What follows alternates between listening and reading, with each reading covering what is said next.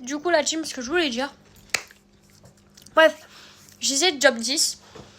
Et puis, dans Job 10, genre, Job, il se lamente. De fou. Moi, je suis là, mais en fait, ça m'apprend quoi sur toi? Et puis, là, pour le coup, je trouve qu'il a raison. Puisque le book, il est là. En fait, ça sert à quoi de me faire naître si c'est pour me détruire après? Que je sois juste ou pas juste. C'est toi qui m'as façonné.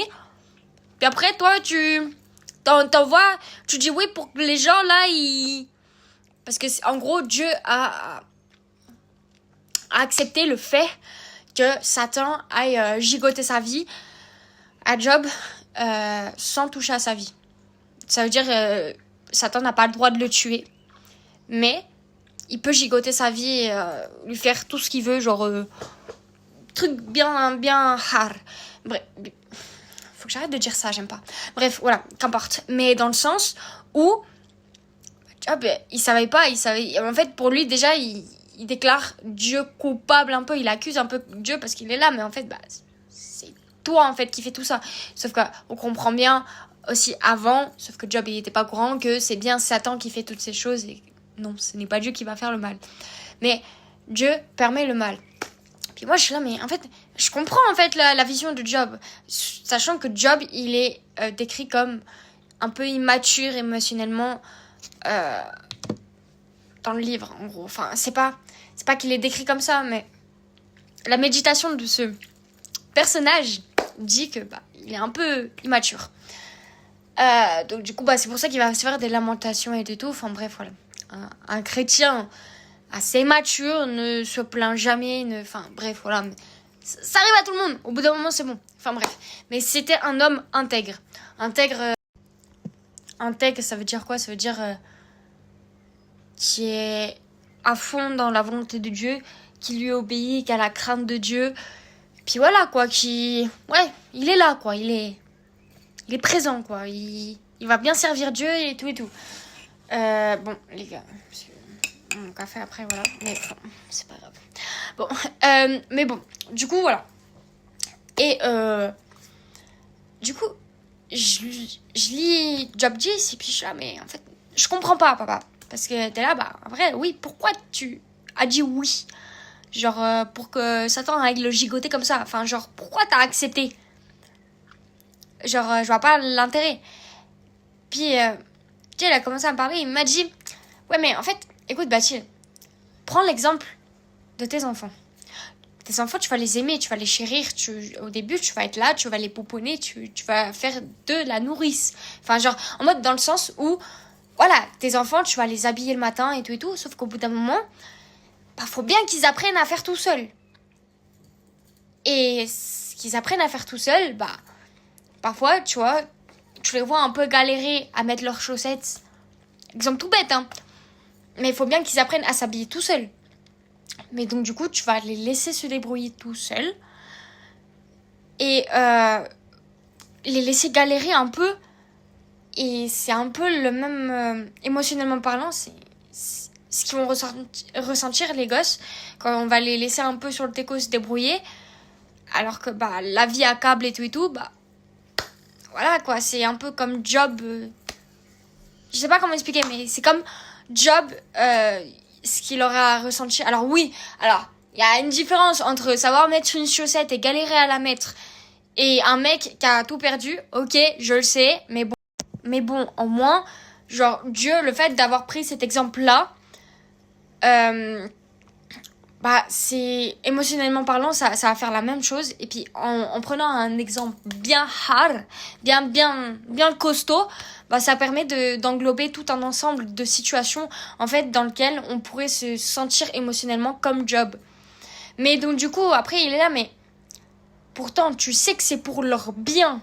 Genre tu vas laisser tes gosses se débrouiller tout seuls pour s'habiller, même si tu les vois galérer, et puis ça te fait un peu de peine parce que t'as envie de les aider. Mais toi, tu te forces carrément à ne pas les aider pour les laisser en autonomie, pour les laisser apprendre à être indépendants. Là, pour Job, c'est pareil. Sauf que c'est pas vis-à-vis de le laisser être un peu plus autonome, un peu plus indépendant. C'est pas dans ce sens-là, mais là, c'est plus dans le sens être fortifié, avoir confiance. Et puis, enfin, tu vois, d'autres aspects, mais ça reste le même sensation. Du coup, voilà. Je là, je comprends mieux et tout. Et puis, il y avait aussi un autre truc où il m'a dit, mais tu le sais, en plus, tu connais la fin de l'histoire. Et dis-moi la fin de l'histoire. Et la fin de l'histoire, je vais vous la dire, même si je suis en train de l'étudier, donc je suis qu'au 10, hein. Il y en a, je crois, 38 ou 48, je sais plus. Mais bref, il y en a encore pas mal. Mais je sais que moi, à la fin de l'histoire, il va avoir une nouvelle femme, il va avoir de nouveaux enfants, et que son troupeau et tout, ça va tout tripler, quadrupler, enfin bref, il aura beaucoup plus qu'avant. Et Dieu, il me dit, mais en fait, tu connais la fin de l'histoire, tu sais qu'à la fin, bah voilà, il aura beaucoup plus que ce qu'il avait de base. Puis là, tu me demandes pourquoi j'ai laissé faire.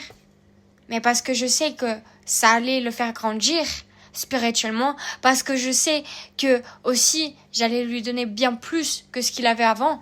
Et puis même, ça se trouve aussi, moi je me dis, mais ça se trouve, Dieu l'avait vu aussi dans le comportement de ses enfants ou dans le comportement de sa femme.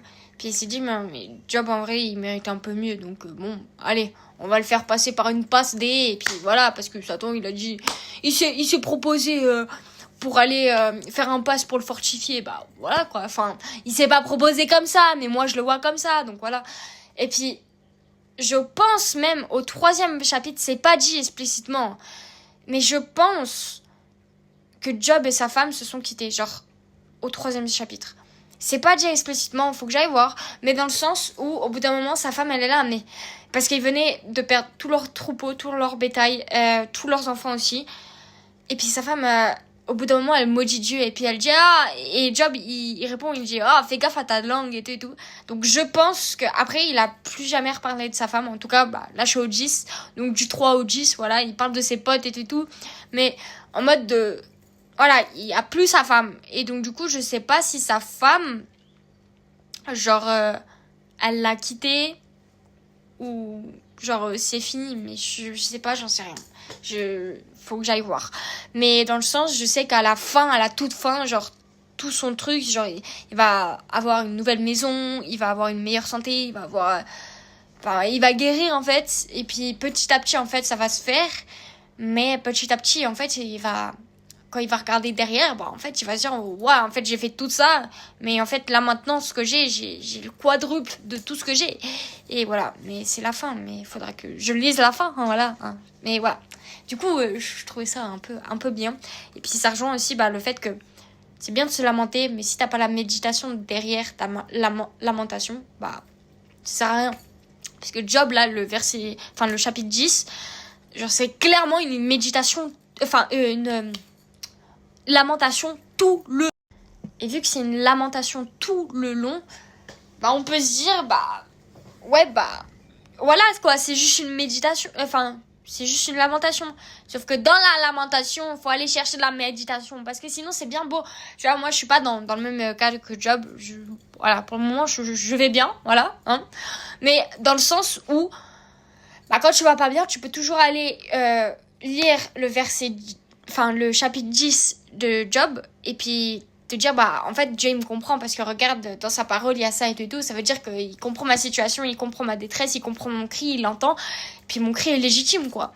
Mais dans le sens où Dieu va m'appeler aussi à aller penser plus loin que cette lamentation-là, parce que j'ai le droit de crier à Dieu, j'ai le droit de lui dire et tout, mais par contre, faut bien que je me dise, mais en fait, je traverse tout ça pour mon bien, parce que tout concourt à mon bien, parce que je sais qu'après je vais avoir une nouvelle période où genre vraiment dans ma vie tout va bien aller et super quoi, et genre wesh, et que je